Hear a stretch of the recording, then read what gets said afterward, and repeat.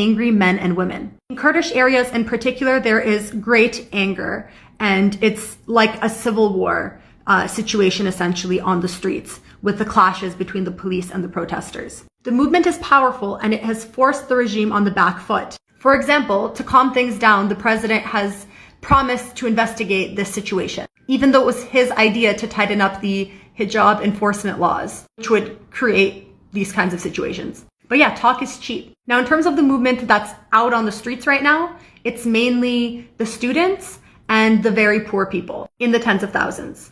But the majority of the population passively supports them. In order to move forward and escalate, the movement needs to make a conscious appeal to broader layers of the working class to join in. After all, it was the National General Strike of Oil Workers that overthrew the Shah in 1979. Many labor unions have already issued statements of support. Pause to read. Haftepe in particular has committed to joining the movement in the streets, and this will be a boost. But in order to actually bring down the government and win, we need another general strike across all sectors. And councils of struggle should be set up across the country to organize that general strike. Otherwise, this uprising will just end in failure like all the others in the past decade. Only the united working class can overthrow this government and replace it with something better, a socialist state, to end exploitation and oppression in Iran.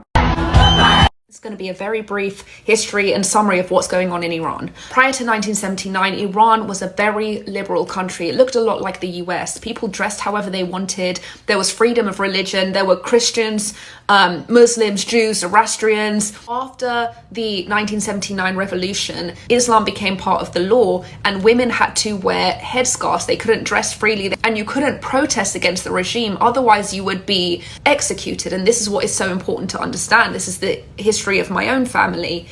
When you go against the government in Iran, you are executed. You're not just executed in a humane manner, whatever that means. You are hung from a crane in public. Iran carries out public executions to serve as a deterrent for other people who think about engaging in any form of protest. They have a rope placed around their neck and they are lifted up by a crane in a public square, slowly are tortured and strangulated.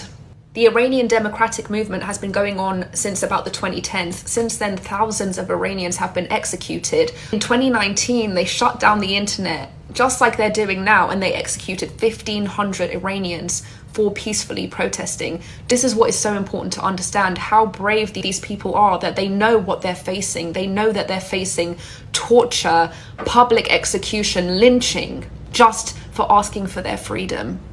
And that's exactly what is happening to them today. When the Iranian government starts shutting down the internet, it's because it's going to begin its public executions, and it doesn't want international attention because they know they will get in trouble with international law. They shut down the internet now so that they can start publicly lynching all the women who took off their headscarves. The Iranian people are relying on us to keep making noise. Just share everything that you come across. Iranian people have been waiting for their freedom for more than 40 years, and it is time.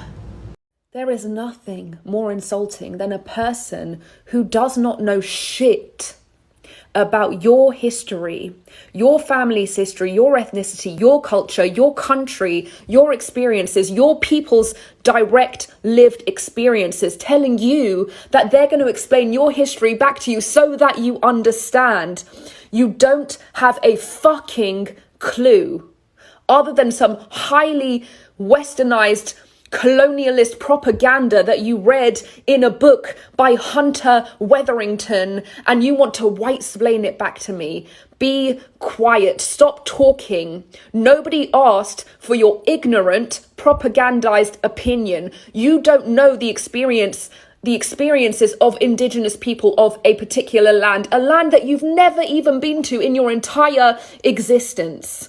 I don't know what gives you the confidence to be so loud about your outrageous ignorance, but try listening to the diaspora. Try listening to people who actually lived in Iran under the Shah and had a very different experience to the propaganda that you are so emphatically proliferating. And for who? Who are you working for? Iran, before the revolution, was one of the front runners in the entire world, so much so that it was a threat to the West. Why do you think they had to destabilize what Jimmy Carter called the island of stability? You don't know shit. Be quiet. Your words are dangerous. Your ignorance is harmful. You are hurting people who had an astoundingly wonderful, incredible life before the revolution. Stop talking. You don't know shit. I wish this filter was real. This pixelated filter. Y'all have modern aesthetic. I'm not really sure what you mean by